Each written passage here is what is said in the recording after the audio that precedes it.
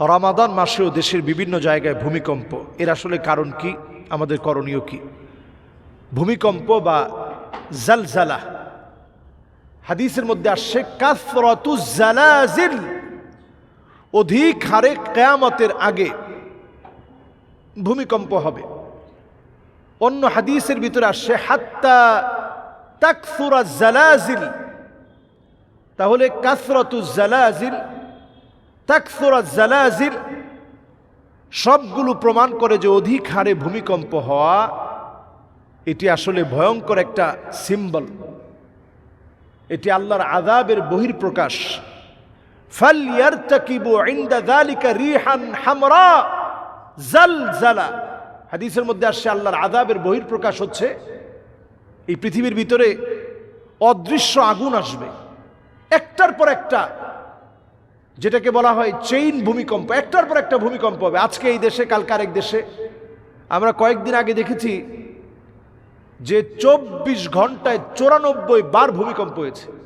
আজকে জুমাবার, এই আমরা দোয়া করছিলাম তখনও ভূমিকম্প, এবং আমরা বারবারই দেখছি যে ভূমিকম্প হচ্ছে। সেদিন সলাতুত তারাবি শেষ করেছি, ভূমিকম্প হচ্ছে।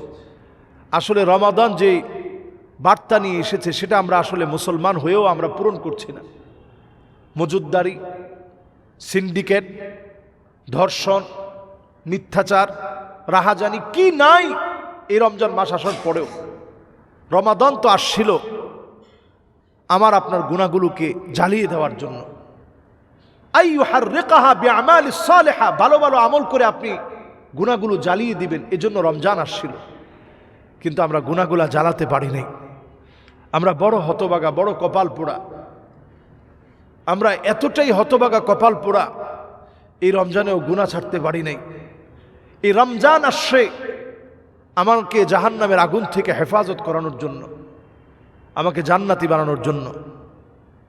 এই রমজান আসছে আমার আপনার মান দাম আল্লাহর কাছে বৃদ্ধি করার জন্য। ওয়াযালিকা কুল্লু লাইলা, প্রত্যেক রাত্রিতে আল্লাহ তাআলা মাফ করেন।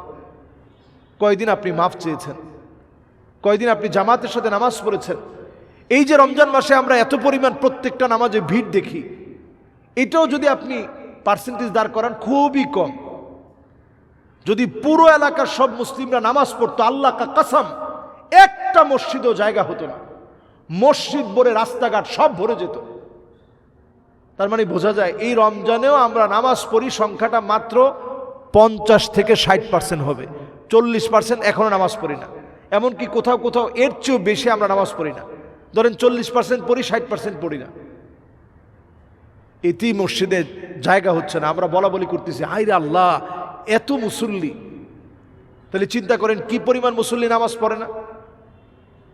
আসুন আমরা এই রমাদানে অন্তত যদি ভূমিকম্প, আযাব, গজব থেকে বাঁচতে চাই, আল্লাহ মুখী হই। কোরআনুল কারীম আল্লাহ তাআলা বলছেন, আওয়ালা ইয়ারাউনা আন্নাহুম ইফতানুনা ফি কুল্লি আমিন মাররাতান আও মাররাতাইন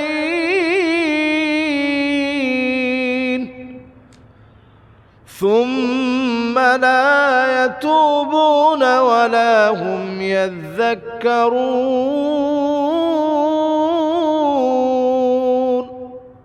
প্রত্যেকটা বছর আল্লাহ তাআলা একবার দুইবার আল্লাহ পরীক্ষা দেন। আল্লাহ তাআলা দেখেন কারা ফিরে আসতেছে, কারা তওবা করতেছে, কারা আল্লাহকে ডাকা শুরু করে দিয়েছে। আল্লাহ যখনই দেখেন আল্লাহকে ডাকা শুরু করছেন, আল্লাহ তাআলা আযাবটা উঠায় নেন। এজন্য আমরা এই রমাদানে নিয়ত করে ফেলি আল্লাহর দিকে ফিরে আসি। ভূমিকম্প এটা ভালো সিম্বল না, ভয়াবহ আযাবের সিম্বল, ভয়াবহ আযাবের সিম্পটম। শরীরে যেমন কাঁপুনি দিয়ে বারবার জ্বর আসলে আপনার পরীক্ষা নিরীক্ষা করাতে হয়, কাশি যেমন 1 মাস থাকলে আপনাকে পরীক্ষা নিরীক্ষা করাতে হয়, পেশাবে লম্বা সময় ইনফেকশন থাকলে যেভাবে আপনাকে পরীক্ষা নিরীক্ষা করতে হয়, বারবার ভূমিকম্প আসলে আপনাকে ভয় পেতে হবে। বড় আযাব আসতেছে। আল্লাহর কাছে আমরা পানাহ চাই। এই মুসলিম দেশের, বাংলাদেশে অধ্যুষিত মুসলিম এই দেশে, মুসলিম অধ্যুষিত এই দেশ বদ্বীপের মতো ছোট্ট একটা দেশ, আল্লাহ তাআলা যেন আমাদেরকে দিন বিজয়ের কাজে আল্লাহ যেন কবুল করেন। আল্লাহ যেন গুনাহ খাতা থেকে বিরত থাকার তৌফিক আমাদেরকে দান করেন। আমিন।